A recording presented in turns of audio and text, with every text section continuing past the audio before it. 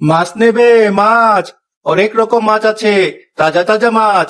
ইলিশ আছে, পুঁটি আছে, আরো আছে রুই। চাও যদি পাবে আরো তেলে ভরা কই। মাছ নেবে? মাছ, তাজা তাজা মাছ। কবির যখন ডাক ছেড়ে ঝুড়িতে করে মাছ বেচে বেড়াচ্ছিল, তখনই তেঁতুল গাছে চূড়ায় বসে থাকা শাকচুন্নির ঘুম ভেঙে গেল। এই আপেল আমার ঘুম ভাঙিয়ে দিল। কানে তো পুরো সাহস, দিব নাকি ঘাটটা মুটকে?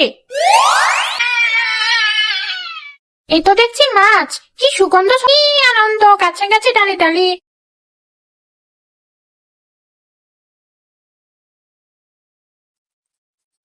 কি স্বাদ! মাছ তো নয়, যেন নলেন গুড়ির সন্দেশ। যাই, আবার কিছুক্ষণ ঘুমিয়ে নি। আরে, মাথার জুড়িটা এমন হালকা হালকা লাগছে কেন? দেখি তো নামিয়ে।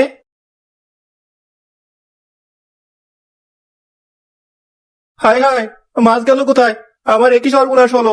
কে কোথায় আছো? দেখে যাও, আমার সব মাছ চুরি হয়ে গেছে। এতো না কবির ভাই, যাও বাড়ি ফিরে যাও। কপালে যা আছে তা তো আমাদের ভোগ করতেই হবে। মন খারাপ করো না, যাও। রাজুর কথায় কবির বাড়ি ফিরে গেল।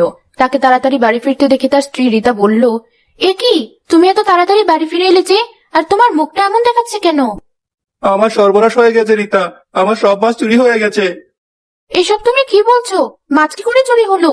সব তো তুমি ঝুড়িতে করে নিয়ে যাচ্ছিলে। আমিও তো সেটাই ভাবছি, এতগুলো মাছ আমার কোথায় চলে গেল। চিন্তা করো না, যা হওয়ার হয়েছে। শান্ত হও, চলো তোমাকে খেতে দিই। কালকেও তককে তককে থাকতে হবে। ওই মাছওয়ালা এলেই সব মাছ খেয়ে ফেলতে হবে।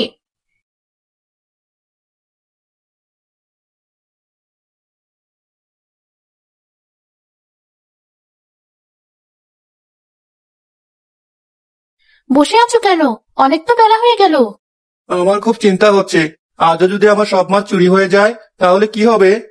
আরে ধুর, কালকে হয়েছে বলে কি আজও হবে? যাও দেখো, আজ সব ভালোই হবে। বেশ, তুমি যখন বলছো, যাচ্ছি।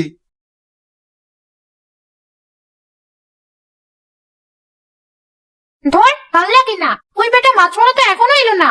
তবে কি আজ আর আসবি না? কালকে তো এতক্ষণে চলে এসেছিল। দেখি তো। পুঁটি আছে, আরো আছে রুই।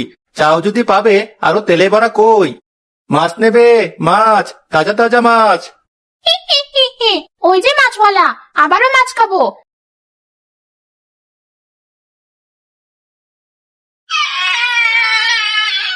খাও নাও খাও, মাছের গন্ধ পাও। মাছ পাগল শাকচুন্নি, আরো মাছ খাও। যাই, এবার ঘুমাই গিয়ে। ফিরে যেতেই কবির আবার খেয়াল করলো তার মাথার ঝুড়িটা হালকা হালকা লাগছে। হায় বিধাতা, মাথার জুড়িটা এমন হালকা লাগছে কেন? তাহলে কি আমার সব মাছ আবারও চুরি হয়ে গেল? হায় হায়, সর্বনাশ হয়ে গেল গো।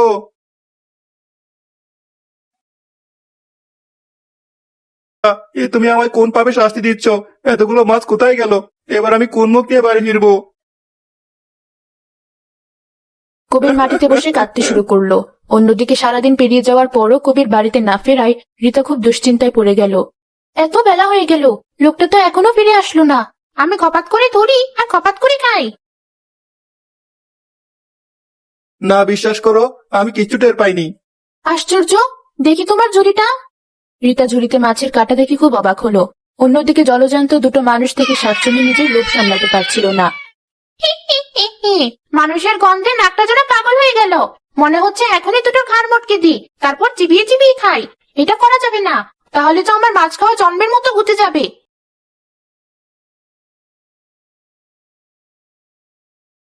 মাছের কাঁটাগুলো দেখো, আমার কি মনে হয় জানো, কোনো সাধারণ চোর নিশ্চয় তোমার মাছগুলো চুরি করছে না।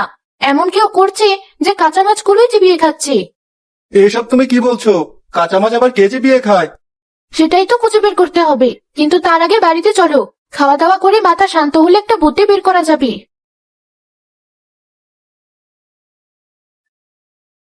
বেলা তো বেরিয়ে যাচ্ছে, মাছ নিয়ে বের হবে না?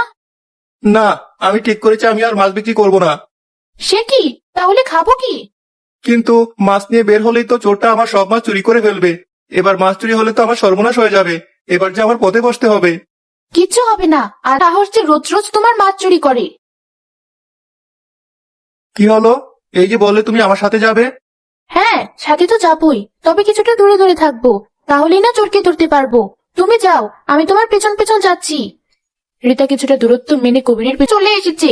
বেটার ডাক শুনলেই জিভটা কেমন লক লক করে ওঠে। যাই, গিয়ে মাছ খাই।